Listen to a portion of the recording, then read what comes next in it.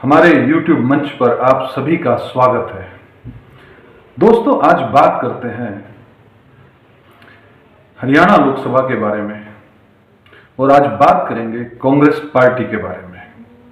Congress party जिसकी स्थापना आज़ादी से भी पहले हुई, जिसने देश को आज़ाद करवाने में बहुत बड़ी भूमिका निभाई,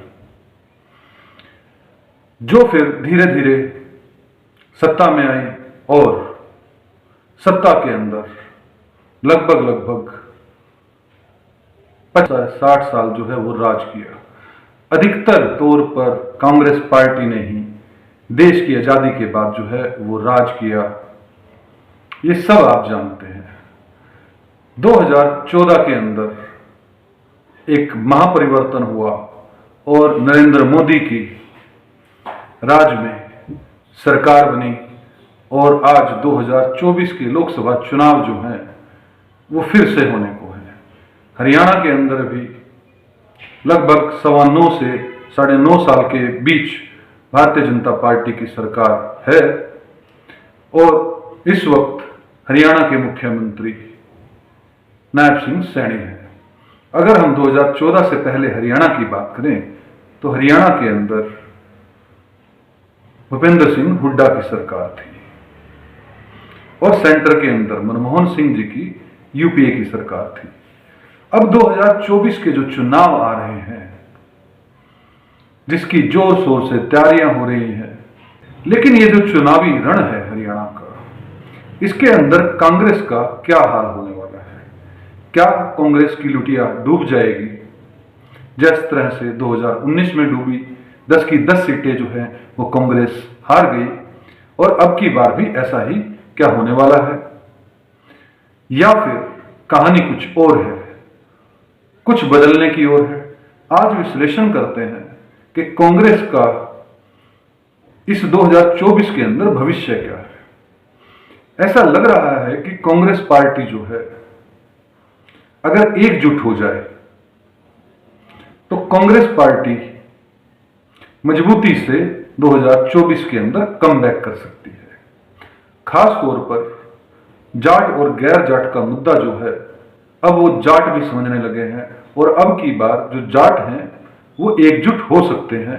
लगभग 20% से अधिक जो है वो वोट जो है अब की बार कांग्रेस को जा सकता है। अगर हम बीसी की बात करें, एससी की बात करें तो लगभग 50% जो है वोट कांग्रेस को जाने की संभावना है, क्योंकि कहीं ना कहीं 10 साल के अंदर चाहे कुछ भी हो, लेकिन सरकार के खिलाफ जो है वो जनता कहीं ना कहीं इनकम्बेंसी ले ही आती है। तो सरकार के खिलाफ जो है जनता के अंदर रोष कहीं ना कहीं 10 सालों में उत्पन्न हो जाता है। तो इस वक्त जो है कांग्रेस पार्टी हरियाणा के अंदर मजबूत दिखाई दे रही है और खास तौर पर अगर हम लोकसभा हिसार की बात करें, कुरुक्षेत्र की बात करें, रोहतक की बात करें और सोनीपत की बात करें, तो ये 4 सीटें जो हैं वो तो मजबूती से कांग्रेस के पाले में आने की संभावनाएं हैं। लेकिन जिस तरह से अभी 2 या 3 दिन पहले केजरीवाल की गिरफ्तारी हुई, उसका भी इफेक्ट जो है अब वो साफ तौर पर देखने को हमें मिल सकता है कि हरियाणा के अंदर अब गुरुग्राम, क्योंकि दिल्ली के आसपास जो भी 2 लोकसभा की सीटें हैं, गुरुग्राम और फरीदाबाद के अंदर भी जो है वो बीजेपी के अगेंस्ट वोट हो सकती है। मैं ऐसा नहीं कहूंगा कि कांग्रेस बहुत मजबूत है वहां, लेकिन अगर बीजेपी के अगेंस्ट वोट होगी तो वो इंडिया गठबंधन को ही जाएगी। तो लगभग 6 सीटें फंस गई। लेकिन अगर हम अंबाला और सिरसा की बात करें तो इसमें भी जो है पेच जो है वो फंस सकता है, क्योंकि रतनलाल कटारिया की पत्नी बंतो कटारिया को यहां से टिकट दिया गया है और जरूरी नहीं है कि रतनलाल कटारिया की पत्नी को सिंपैथी वोट मिले और ये सीट निकल जाए। अभी कांग्रेस पार्टी ने अपने पत्ते नहीं खोले हैं। कांग्रेस पार्टी की ये शुरू से ढील रही है कि वो अंतिम समय में अपने पत्ते खोलती है, अब अंतिम समय में अपने कैंडिडेट को उतारती है और जिसके कारण से कांग्रेस पार्टी को इसका नुकसान सदा उठाना पड़ा है। और भारतीय जनता पार्टी जो है जिस तरह से अपने कैंडिडेट डिक्लेयर कर चुकी है, जिस तरह से वो काम कर रहे हैं, उसका फायदा डेफिनेटली जो है वो मिलना तय है।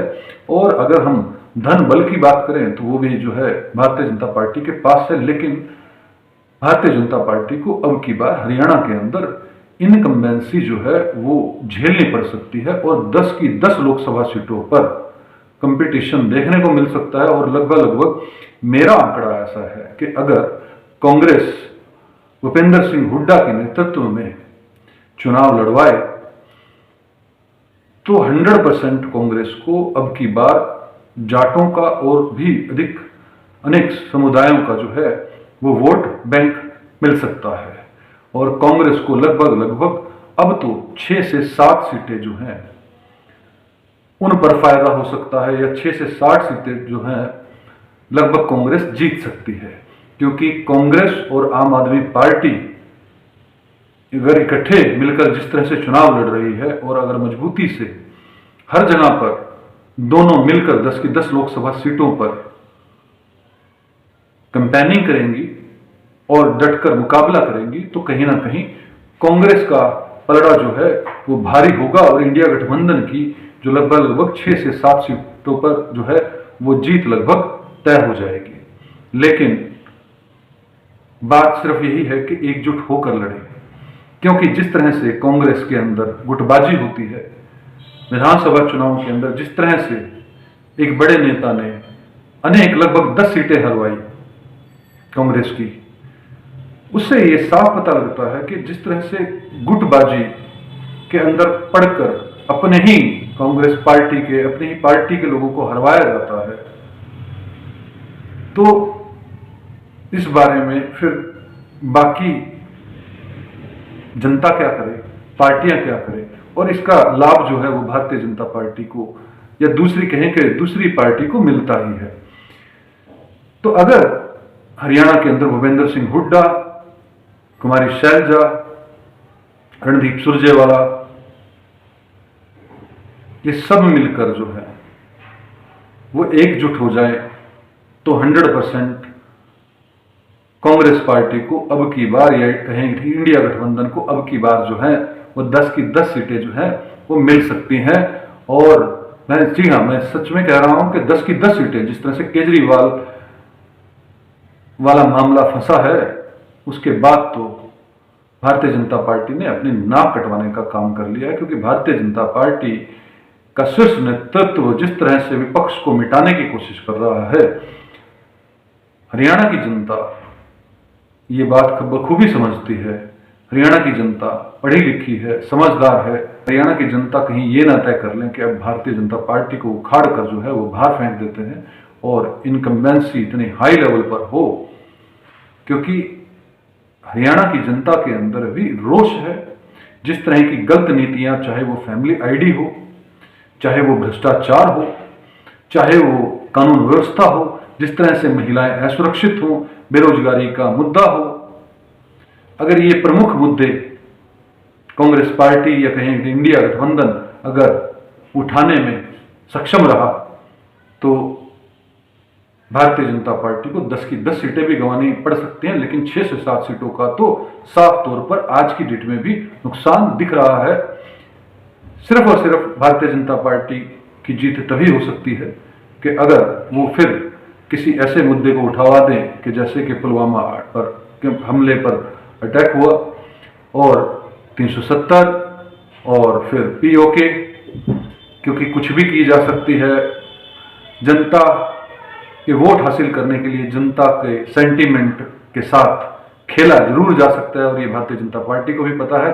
जिस तरह से मोदी जो हैं वो लगातार एक एक सीट के लिए संघर्ष करते नजर आ रहे हैं, तो कहीं ना कहीं उन्हें पता है कि इंडिया गठबंधन जो है वो मजबूत है और हरियाणा के अंदर लगभग काफी लोकसभा सीटों पर कांग्रेस को फायदा हो सकता है। जाट एकजुट हो सकते हैं, अदर कास्टें भी जो हैं वो जा सकती हैं।